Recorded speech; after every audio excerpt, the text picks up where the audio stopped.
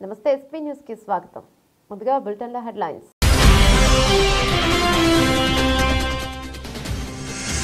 Greenland పై Trump కన్ను ఘాటుగా స్పందించిన గ్రీన్లాండ్ పీఎం.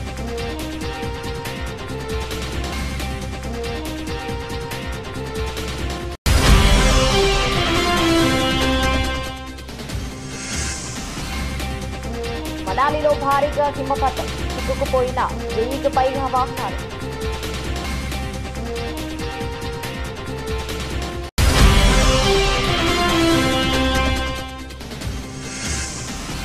చిక్కడపల్లి పిఎస్ కు బండి, భారీగా పోలీసుల మోహరింపు.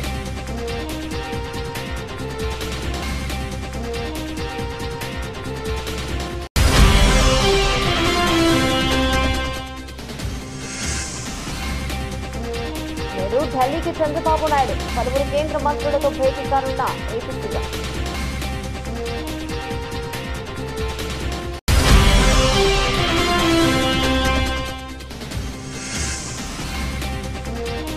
మోకాలి గాయంపై ఆందోళన వద్దు, ఫ్యాన్స్ కు రోహిత్ శర్మ సూచన.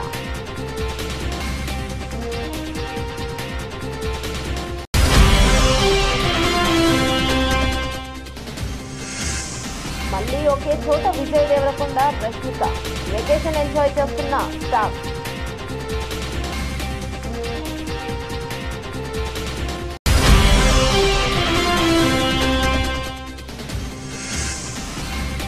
దేశీయ స్టాక్ మార్కెట్లో భారీగా పెరిగిన ఇన్వెస్టర్లు, 39 రేట్లు డీమ్యాట్ అకౌంట్లు పెరిగాయన్న ఎస్బీఐ రిపోర్టు.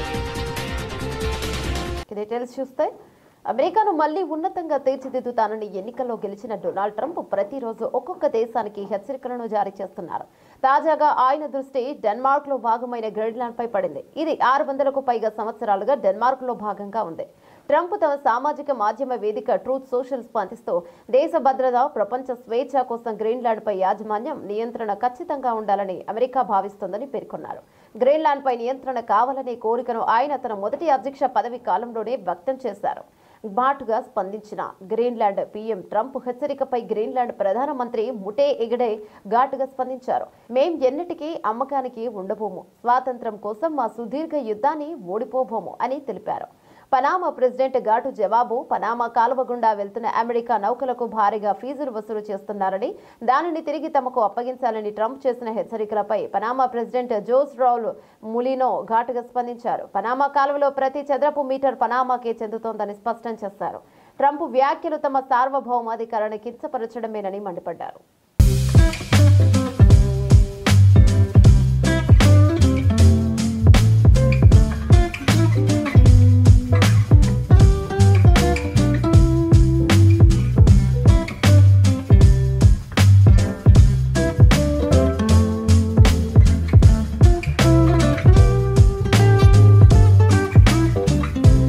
ఉత్తరాదిని మంచు దుప్పటి కమ్మేసిందే. హెవీ స్నో జమ్మూ కాశ్మీర్, హిమాచల్ ప్రదేశ్ లోని చాలా ప్రాంతాల్లో విపరీతంగా మంచు పడుతుంది. దీంతో ఆయా ప్రాంతాలు కనుచూపు మేర శ్వేతవర్ణంతో ఆకట్టుకుంటున్నాయి. ఎటు చూసినా మంచు దుప్పటి పరుచుకుని ఆహ్లాదంగా కనిపిస్తున్నాయి. హిమాచల్ ప్రదేశ్ లోని ప్రముఖ పర్యాటక ప్రాంతమైన మనాలితో పాటు రాజధాని సిమ్లాలో దట్టంగా మంచు కురుస్తోంది. హిమపాతం భారీగా పడుతుండటంతో పర్యాటకులు, స్థానికులు తీవ్ర ఇబ్బందులు పడుతున్నారు. విపరీతమైన మంచు కారణంగా రోహతంగ్లోని సోలాంగ్ అటల్ టన్నెల్ మధ్య సోమవారం రాత్రి దాదాపు 1000కి పైగా వాహనాలు చిక్కుకుపోయాయి. దట్టంగా మంచు కురుస్తుండటంతో ముందు వాహనాలు కనిపించని పరిస్థితి. దీంతో ఆ మార్గంలో భారీగా ట్రాఫిక్ జామ్ ఏర్పడింది. సమాచారం అందుకున్న పోలీసులు వెంటనే అక్కడికి చేరుకుని సహాయక చర్యలను చేపట్టారు. 700 మందికి పైగా పర్యాటకులను సురక్షితంగా ప్రాంతాలకు తరలించారు.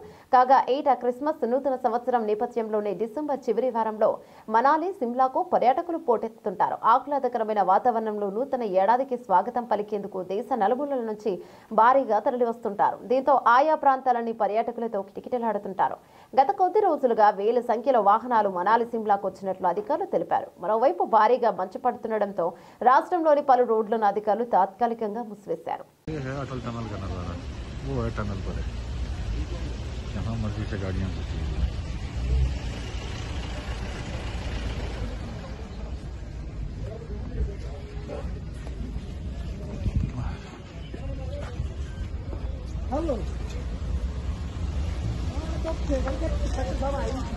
जहाँ मर्जी गाड़ियाँ लगाई हुई है और पूरी तरह फंस चुके हैं।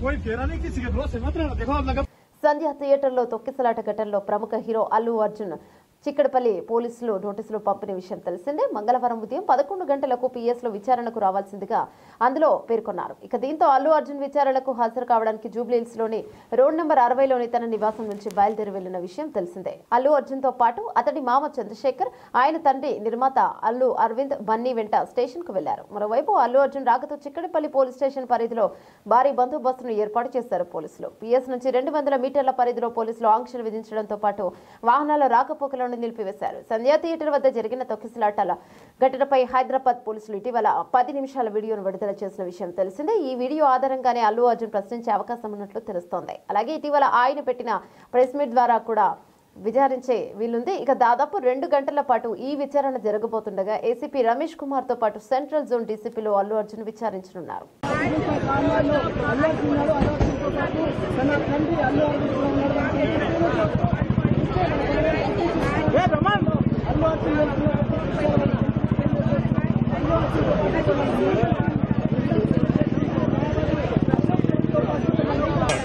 చిక్కడపల్లి పోలీస్ స్టేషన్ కి చేరుకోబోతున్నారు. 10:34 నిమిషాలకు ఆయన 055 వెహికల్ నుంచి బయలుదేరారు. ఇక్కడ చూడొచ్చు మనం ఎక్స్క్లూజివ్ గా విజువల్స్ లో చూస్తున్నాం. ఆయన అల్లు అర్జున్ తో పాటు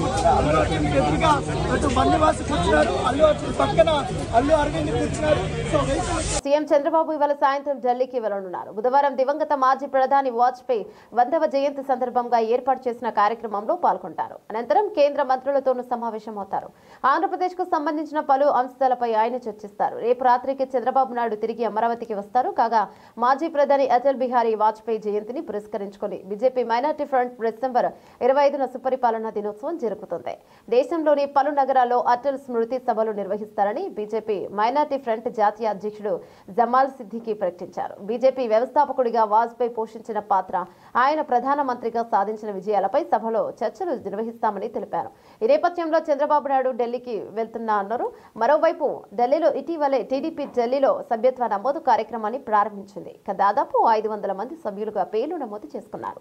మెసోనిక్ సెంటర్ ఆఫ్ ఇండియాలో ఈ మెంబర్షిప్ డ్రైవ్ ను టీడీపీ నిర్వహించింది. టీడీపీ ఢిల్లీ నేత కృష్ణమోహన్ ఆలపాటి నేతృత్వంలో సభ్యత్వ నమోదు కార్యక్రమం జరిగింది. టీడీపీ అభివృద్ధిపై సభ్యులను ఉద్దేశించి ప్రసంగించారు. తమ పార్టీ అధినేత ఆంధ్రప్రదేశ్ ముఖ్యమంత్రి చంద్రబాబు నాయుడు నాయకత్వంలో పార్టీ బలపడుతోందని తెలిపారు. సమీప భవిష్యత్తులో నోయిడాతో పాటు గురుగావ్లోనూ టీడీపీ సభ్యత్వ నమోదు కార్యక్రమాలు ఉంటాయని అన్నారు.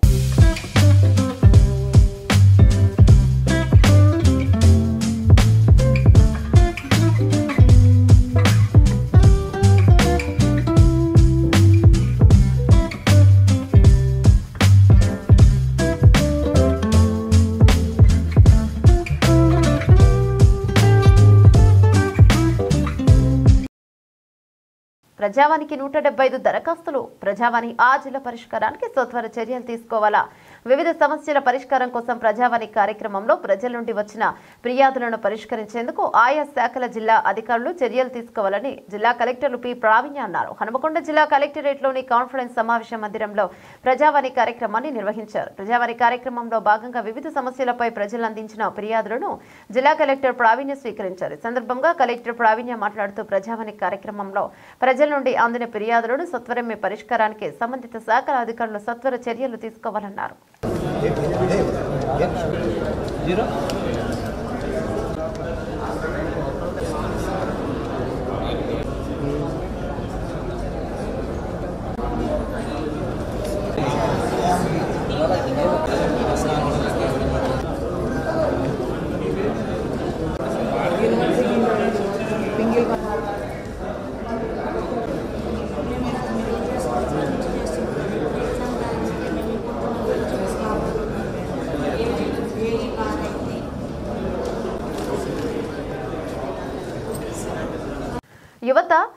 పివి చూపిన మార్గదర్శకాన్ని అవలంబించి సన్మార్గంలో నడవాలి. ఆర్థిక సంస్కరణలు చేపట్టి దేశం ప్రపంచంతో పోటీ పడేలా కృషి చేశారు. నూతన ఆర్థిక విధానాల రూపశిల్పి, బహుభాషా కోవిదుడు, జ్ఞాన సంపదకు నిదర్శనం పివి. రాష్ట్ర రవాణా, బీసీ సంక్షేమ శాఖ మంత్రి పొన్నం ప్రభాకర్ యువత పివి చూపిన మార్గదర్శకాన్ని స్ఫూర్తిగా తీసుకుని సన్మార్గంలో నడవాలని రాష్ట్ర రవాణా, బీసీ సంక్షేమ శాఖ మంత్రి పొన్నం ప్రభాకర్ అన్నారు.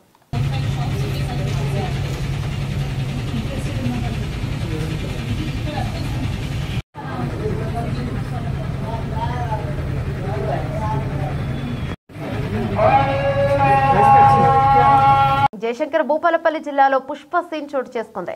కారులో గంజాయి తరలిస్తున్న 4 అంతర్రాష్ట్ర ముఠా సభ్యులను చాకచక్యంగా పట్టుకున్నారు పోలీసులు. జిల్లాలోని కనపురం మండలం రవినగర్ వద్ద గంజాయి అక్రమ రవాణా చేస్తున్న స్మగ్లర్లను అదుపులోకి తీసుకుని వారి వద్ద నుండి 40 లక్షల విలువ గల 160 కిలోల గంజాలు కారు స్వాధీనం చేసుకుని అరెస్ట్ చేసి రిమాండ్కు తరలించారు. ఇక జిల్లా ఎస్పీ కిరణ్ ఖరే మీడియా సమావేశంలో తెలిపారు.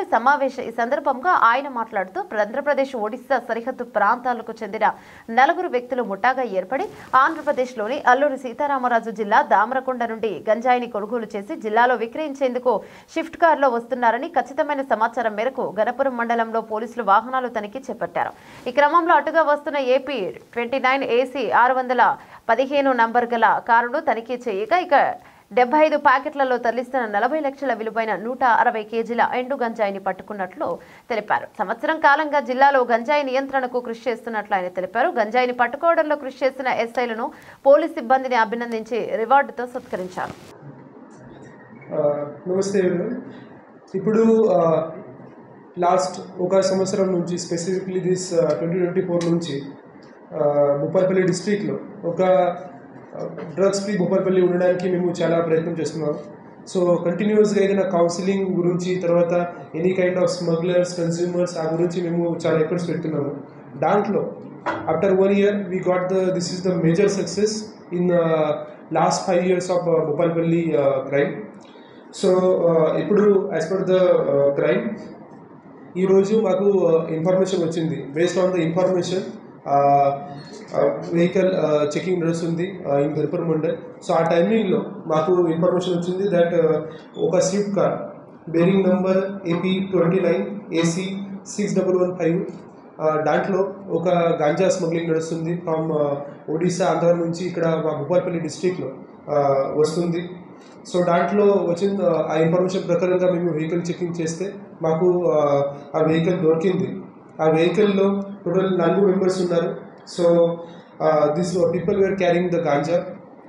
రాజ్యాంగ నిర్మాత డాక్టర్ బాబాసాహెబ్ అంబేద్కర్ గారిని అవమానించేలా మొన్న పార్లమెంట్లో అనుచిత వ్యాఖ్యలు చేసిన కేంద్ర హోంమంత్రి అమిత్ షాని అరెస్ట్ చేసి జైల్లో పెట్టి కేంద్ర కేబినెట్ నుంచి అమిత్ షాను బర్తరఫ్ చేయాలని వర్ధనపేట ఎమ్మెల్యే విశ్రాంత IPS అధికారి KR నాగరాజు డిమాండ్ చేశారు. హనుమకొండ జిల్లా కాంగ్రెస్ పార్టీ కార్యాలయం నందు వరంగల్ పశ్చిమ ఎమ్మెల్యే, హనుమకొండ జిల్లా పార్టీ అధ్యక్షుడు నాయని రాజేందర్ రెడ్డి, వరంగల్ ఎంపీ కడియం కావ్య, వరంగల్ జిల్లా అధ్యక్షురాలు ఎర్రబెల్లి స్వర్ణతో కలిసి మీడియా సమావేశాన్ని నిర్వహించారు. ఈ సందర్భంగా ఎమ్మెల్యే KR నాగరాజు మాట్లాడుతూ భారత రాజ్యాంగ నిర్మాత డాక్టర్ బిఆర్ అంబేద్కర్ మాకు దేవుడు. అంబేద్కర్ పై కేంద్ర హోంమంత్రి అమిత్ షా చేసిన వ్యాఖ్యలు బీజేపీ అహంకారానికి నిదర్శనమని తెలిపారు. దళిత, గిరిజన, బీసీ, మైనార్టీ ప్రజల మనోభావాలు తీవ్రంగా దెబ్బతీసినట్టే అవి అన్నారు. ప్రపంచ మేధావిగా గుర్తించబడ్డ డాక్టర్ బిఆర్ అంబేద్కర్ గారిని ఇంత దాడి చేస్తారని ఎప్పుడు కూడా ఊహించలేదు. ప్రపంచ మేధావి అని ఆయన పుట్టినరోజును నాలెడ్జ్ డేగా ప్రకటించిన ప్రపంచ మొత్తం ఆయన దిక్కు చూస్తుంటే ఈ విధవలేమో అంబేద్కర్ అంటే ఏమొస్తుంది, రాముడా అంటే స్వర్గానికి పోతామని అంటున్నాం. ఎస్ అంటాం, రాముడు అని అంటాం. రాముడు అందరి దేవుడు కాదని లేదు. ఎప్పుడు రాముని కించపరచలేదే. ఎప్పుడన్నా రాముని కించపరిచిందా కాంగ్రెస్ ప్రభుత్వం? ఎప్పుడు కూడా కించపరచలేదు. రాముడు అందరి వాడు, ఆదర్శప్రాయుడు. ఇన్ని రోజులేమో మహాత్మా గాంధీ గారి మీద దాడి చేశారు. గాడ్సే గారు గొప్పోడని అన్నారు. మహాత్మా గాంధీని చంపిన వ్యక్తిని హీరోలాగా చూపెట్టారు. తర్వాత నెహ్రూ గారిని కించపరిచారు. నెహ్రూ గారిని కించపరుస్తూ ఇప్పుడు నెక్స్ట్ డాక్టర్ బిఆర్ అంబేద్కర్ మీద దాడి చేస్తున్నారు. సోదరులారా, అందరు గమనిస్తున్నారు. కాంగ్రెస్ శ్రేణులన్నీ ఎక్కడికక్కడ ఈ బీజేపీ వాళ్ళ మనస్మృతిని, అలాగే RSS భావజాలాన్ని ఏదైతుందో మనం ఎండగట్టవలసిన సమయం వచ్చింది.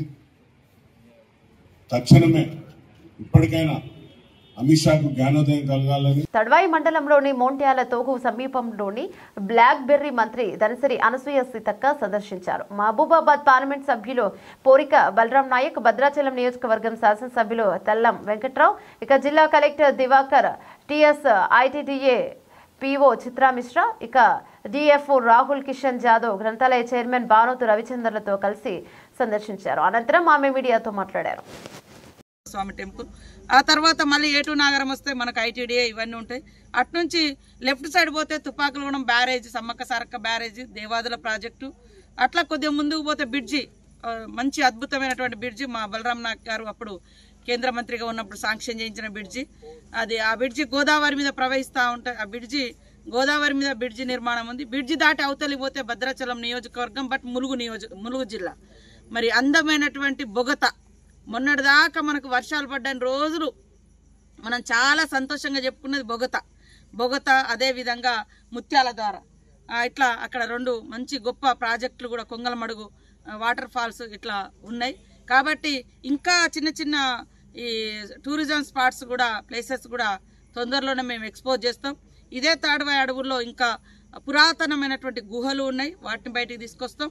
అటు ములుగు నుంచి అటు రాయనగూడెం దగ్గర, కొత్తూరు రాయనగూడెం సైడ్ పోతే ఆ గుట్టల మీద మరి 700-800 ఏళ్ల నాటి గుహలు కూడా, ఒక దేవాలయం కూడా, అది కూడా లక్ష్మీనరసింహ దేవుని గుట్ట మీద కూడా మరి మన పూర్వీకులు ఎప్పుడో 100 సంవత్సరాల క్రితం వాడినటువంటి గుహలు ఒక దేవుడు గుడి రూపంలో కూడా ఉంది, అది కూడా డెవలప్ చేస్తాం. ఇట్లా ఇంకా చాలా ఉన్నాయి.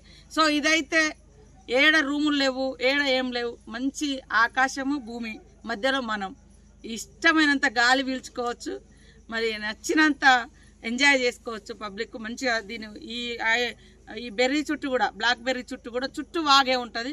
వాగులో వాటర్ చాలా అద్భుతంగా ప్రవహిస్తున్నాయి. ఇంత నైట్ చూసినా కూడా క్లీన్గా కనబడుతుంది అందులో. కొత్తగూడెం జిల్లా పినపాక మండల పర్యటనలో భాగంగా ఎల్చిరెడ్డిపల్లి గ్రామ పంచాయతీ ఐలాపురం గిరిజన సంక్షేమ ఆశ్రమ బాలికల ఉన్నత పాఠశాల హాస్టల్లో పినపాక ఎమ్మెల్యే పాయం వెంకటేశ్వర్లు ఆకస్మికంగా తనిఖీలు చేశారు. అనంతరం హాస్టల్ని క్షుణ్ణంగా పరిశీలించారు. హాస్టల్లోని రికార్డులు పరిశీలించి విద్యార్థినుడు తినే వంటకాలను పరిశీలించారు. అనంతరం హాస్టల్ వార్డెన్ మరియు వంట మాస్టర్తో మాట్లాడి రుచికరమైన భోజనాలను విద్యార్థులకు వండి పెట్టాలన్నారు. అనంతరం హాస్టల్లోని మంచినీటి సదుపాయాన్ని మరియు హాస్టల్ రూమ్లను పరిశీలించారు. అనంతరం విద్యార్థులతో మాట్లాడి పలు సమస్యలను అడిగి తెలుసుకున్నారు. రాష్ట్ర ప్రభుత్వం విద్యార్థుల కొరకు పెద్దపీట వేసిందని, మధ్యలోనే రాష్ట్ర ప్రభుత్వం హాస్టల్ విద్యార్థుల కొరకు కొత్త మెన్యూని ప్రారంభించిందని, విద్యార్థులు పోషకాహారాలు తింటూ మంచి విద్యను పొంది మంచి ఉద్యోగాలు సాధించి దేశానికి, మీ కుటుంబానికి ఆదర్శంగా నిలవాలని తెలియజేశారు. హాస్టల్ వార్డెన్స్ విద్యార్థులపై నిర్లక్ష్యంగా వ్యవహరిస్తే చర్యలు తప్పవని తెలియజేసిన పినపాక నియోజకవర్గ శాసనసభ్యులు పాయం వెంకటేశ్వర్లు ఈ యొక్క కార్యక్రమానికి పినపాక మండల కాంగ్రెస్ పార్టీ అధ్యక్షులు గుడిచెల రామనాథం, యూత్ కాంగ్రెస్ నాయకులు, కాంగ్రెస్ పార్టీ మండల నాయకులు, మహిళా నాయకులు, కార్యకర్తలు తదితరులు పాల్గొన్నారు.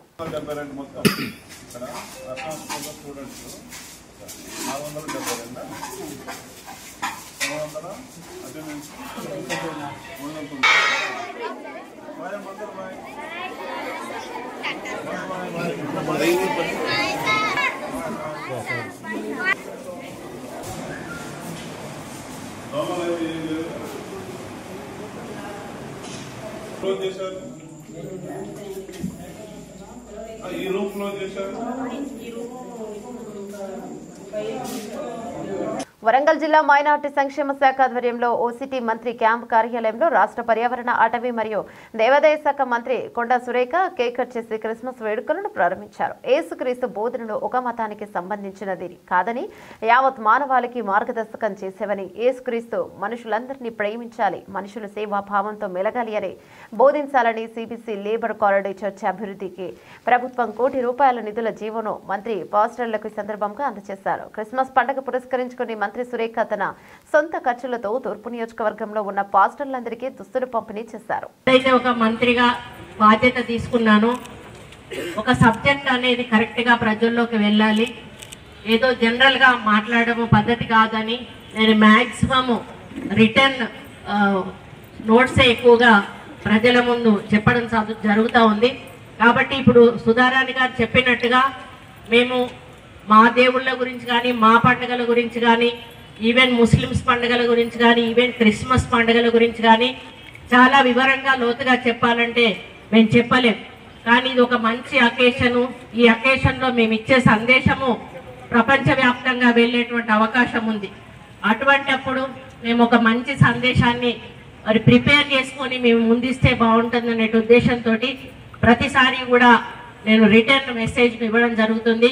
కాబట్టి అర్థం చేసుకుంటారని ఆశిస్తూ, ముఖ్యంగా ముందుగా యేసుక్రీస్తు జన్మదిన సందర్భంగా మరి 25 తారీఖున, ముఖ్యంగా డిసెంబర్ 1వ తారీఖు నుంచే అంతటా కూడా క్రిస్మస్ వేడుకలు స్టార్ట్ అవుతాయి.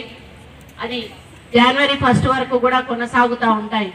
దాంట్లో భువనగిరి మున్సిపాలిటీ పరిధిలో రాయగిరి ట్రాఫిక్ విధులు నిర్వహిస్తున్న పోలీసుల వాహన తాళం చెవి ఎక్కడో పోయింది. చుట్టుపక్కల వెతికినా కనిపించకపోవడంతో మరో వాహనంలో ఆ వాహనాన్ని తీసుకెళ్లారు. ప్రజలు దీన్ని ఆసక్తిగా తిలకించారు.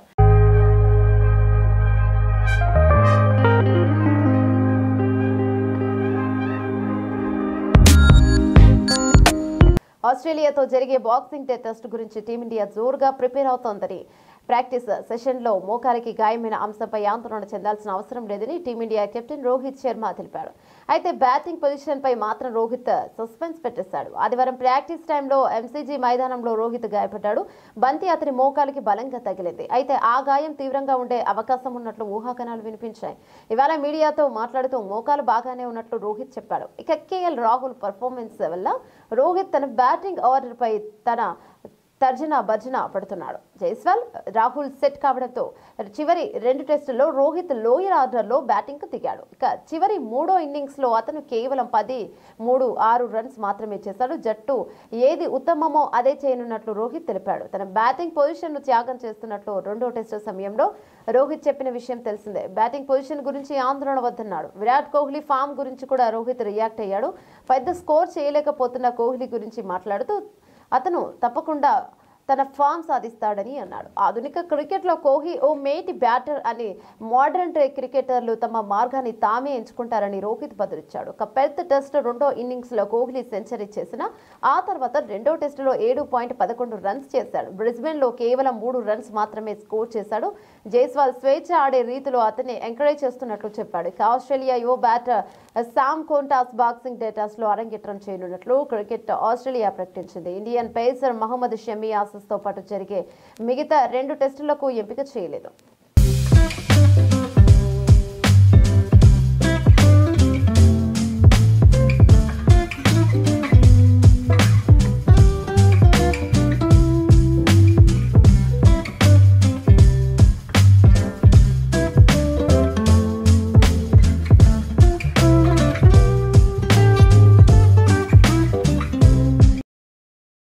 టాలీవుడ్ సినీ ఇండస్ట్రీలో రౌడీ హీరోగా పేరు తెచ్చుకున్న విజయ్ దేవరకొండ గురించి ప్రత్యేకంగా చెప్పాల్సిన అవసరం లేదు. అయితే విజయ్ దేవరకొండ నేషనల్ క్రష్ రష్మిక మందన గత కొంతకాలంగా ప్రేమలో ఉన్నారని, డేటింగ్ కూడా చేస్తున్నారన్న వార్తలు వస్తున్న సంగతి తెలిసిందే. ఇక ఈ వార్తలను నిజం చేస్తూ ఈ జంట వెకేషన్స్ కి వెళ్తుంటారు. ఇక తాజాగా మరోసారి ఒకే చోట దర్శనమిచ్చారు ఈ జోడీ. ఇద్దరు ముంబై విమానాశ్రయంలో కనిపించారు. సోమవారం రాత్రి రష్మిక ముందుగా ఎయిర్పోర్ట్కు వచ్చి పలు ఫోటోలకు ఫోజులిచ్చింది. అనంతరం రష్మిక వెళ్లిపోయిన తర్వాత కొద్దిసేపటికి అదే ప్లేస్ కి విజయ్ దేవరకొండ కూడా వచ్చాడు. అలా ఒకేసారి విజయ్ రష్మిక ముంబై విమానాశ్రయంలో కనిపించడంతో ఈ జోడీ మరోసారి వెకేషన్ ఎంజాయ్ చేయడానికి వెళ్తున్నారని నెటిజన్స్ అంటున్నారు. త్వరలోనే క్రిస్మస్, న్యూ ఇయర్ ఉండడంతో ఈ సందర్భంగా సెలబ్రేషన్స్ కోసం ముంబై వెళ్ళినట్టు తెలుస్తోంది. ఇప్పటికే ఈ జంట కలిసి కొన్ని వెకేషన్స్ కి వెళ్లారు. వాటికి సంబంధించిన ఫోటోలు సైతం వైరల్ అయ్యాయి. కానీ తాము రిలేషన్ లో ఉన్నామని మాత్రం బయట పెట్టడం లేదు రష్మిక విజయ్.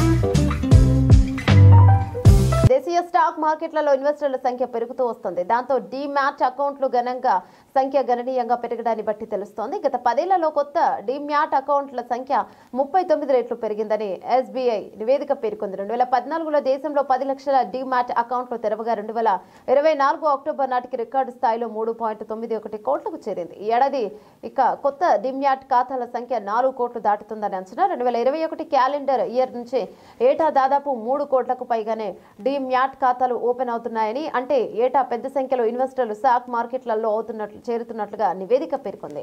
2013-14లో 2.20 కోట్లు ఉన్న డిమాట్ ఖాతాల సంఖ్య 2023-24 ఆర్థిక సంవత్సరం నాటికి 15 కోట్లు దాటుతుందని నివేదిక తెలిపింది. ఇందులో ఎన్ఎస్ఈ ఇన్వెస్టర్ల సంఖ్య 9.2 కోట్ల. ప్రస్తుత ఆర్థిక సంవత్సరంలో ఇప్పటి వరకు డిమాట్ ఖాతాల సంఖ్య 17.76 కోట్లకు పెరిగింది. మార్కెట్లో ఇన్వెస్టర్ల సంఖ్య పెరగడంతో 2013 నుంచి 2014 ఆర్థిక సంవత్సరం నుంచి national stock exchange market capital 6 రెట్లు పెరిగింది. 2013-24లో ఎన్ఎస్ఈ మార్కెట్ క్యాపిటల్ 73,000 కోట్లు కాగా 2024-25 నాటికి అది 441 లక్షల కోట్లకు పెరిగింది. ఇక ఎన్ఎస్ఈలో ఒక్కో ఇన్వెస్టర్ సగటు పెట్టుబడి 1.5 రెట్లు పెరిగింది. 2013-14లో ప్రతి పెట్టుబడిదారుడు సగటు 19,460 పెట్టుబడి పెట్టగా ఇప్పుడు అది 2024-25లో 30,742కి 2013-2014 నుంచి 2024-25 అక్టోబర్ వరకు రైట్స్ ఇష్యూ, ఐపీఓ ఇతర అంశాల ద్వారా 10 రెట్లు అధికంగా నిధులు సమీకరించారు. 2014లో ఇది 12,008 కోట్లు కాగా ఈ ఏడాది అక్టోబర్ నాటికి 1.21 లక్షల కోట్లకు పెరిగింది. 2013-14లో మొత్తం 56 ఇష్యూలు జారీ చేయగా ఇప్పుడు వాటి సంఖ్య 302కు పెరిగింది. వెస్టర్న్ స్టేట్స్ అత్యధిక మూలధనాన్ని సేకరించాయి. ఉత్తర భారతదేశానికి చెందిన కంపెనీలు 23.18% మొత్తాన్ని సేకరించాయి. ప్రస్తుత ఆర్థిక సంవత్సరంలో ఇప్పటి వరకు మొత్తం 4.85 కోట్లు కొత్త సిప్ ఖాతాలు తెరవగా 2015 నుంచి 18లో వారి సంఖ్య 1.16 కోట్లుగా ఉంది. ఈ కాలంలో సిప్ ద్వారా పెట్టుబడి పెట్టిన మొత్తం 2017-2018లో 67 కోట్లు ఉంది.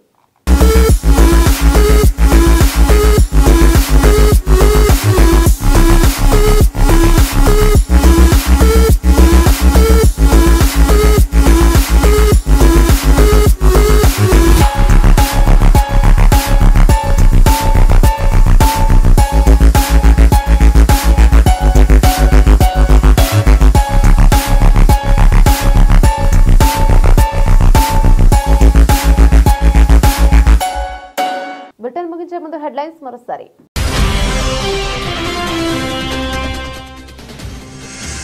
గ్రీన్లాండ్ పై ట్రంప్ కన్ను ఘాటుగా స్పందించిన గ్రీన్లాండ్ సీఎం.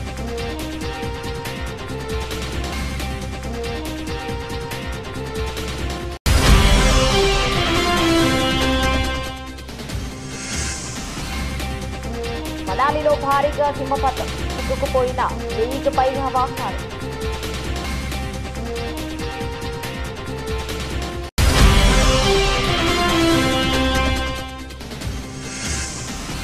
చిక్కడపల్లి పిఎస్కు బండి, భారీగా పోలీసుల మోహరింపు.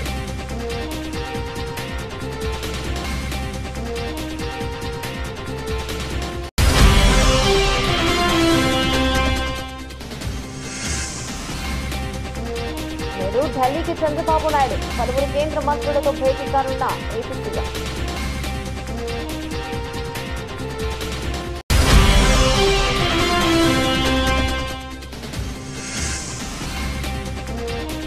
మోకాలి గాయంపై ఆందోళన వద్దు, ఫ్యాన్స్ కు రోహిత్ శర్మ సూచన.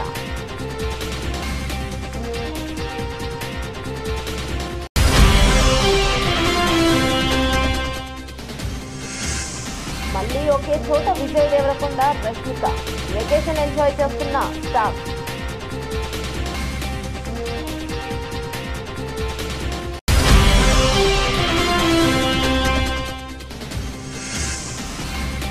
దేశీయ స్టాక్ మార్కెట్లో భారీగా పెరిగిన ఇన్వెస్టర్లు, 39 రేట్లు డీమ్యాట్ అకౌంట్లు పెరిగాయన్న ఎస్బీఐ రిపోర్టు. ఇవి బులెటిన్లోని అప్డేట్స్. మరో బులెటిన్లో మళ్ళీ కలుసుకుందాం. అంతవరకు సెలవు, నమస్తే.